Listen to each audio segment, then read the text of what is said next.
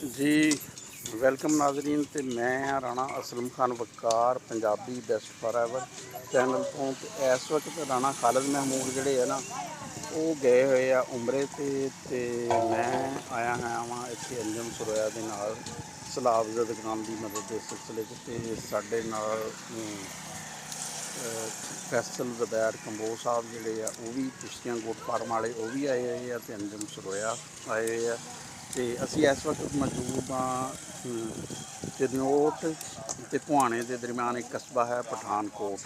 तो इत्थे इस टाइम जोड़ा ना पानी काफ़ी ज़्यादा कोई 4-4 फुट दोनों तरफ जोड़ा वा ना खड़ा वा। तो कोई खाना पकाने का इंतज़ाम हो रहा वा।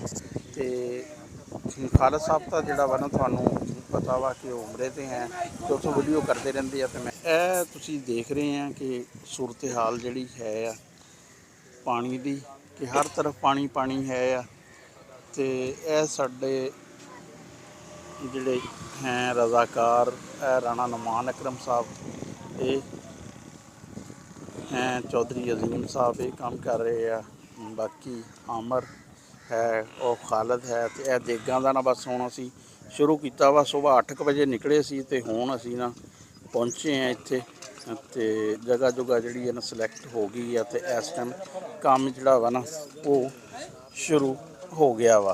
तो यह जी अग जी है ना बलनी शुरू हो गई है। 4 देगां जड़ियाँ वा ना ये हो गई कोई 30 देगां जड़ियाँ ना इस कैंप च होणगियां। तो बाकी सतलुज ते रावी तो इस टाइम जोड़ा सैलाब आ ना ये चन्योट वाले एरिए च ज़्यादा वा। रावी वाला सैलाब जोड़ा वा ना वो सैयद आले तो अगे आ गया वा। तो बाकी हैड गंडा सिंह ते दरियाए सतलुज काफ़ी सैलाब आ।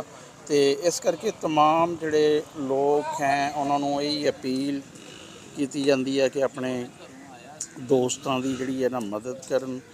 ते जिहड़े जानवर हैं वो मुश्किल च हैं उन्होंने जानवरों की कोई चारा तूड़ी वगैरह वंडा जो भी कर सकते हैं वो करन। ते इस टाइम साडे लोग जिहड़े दोस्त साडे रऊफ साहब ये मकामी ने इत्थे ये काम कर रहे हैं। बाकी है साडे राजा साहब हैं ये नाल ही आए हैं साडे। तो मकामी बजुर्ग हैं। तो यह साडे देखो क्या भी साडे ड्राइवर आ गड्डी दे, लेकिन ये भी हुण ना काम क्योंकि सारे रज़ाकार बंदे आ सारे जिहड़े है ना ये कोई भी वो मजदूर नहीं है, सारे बंदे ना खिदमत खलक के तहत ही काम कर रहे हैं।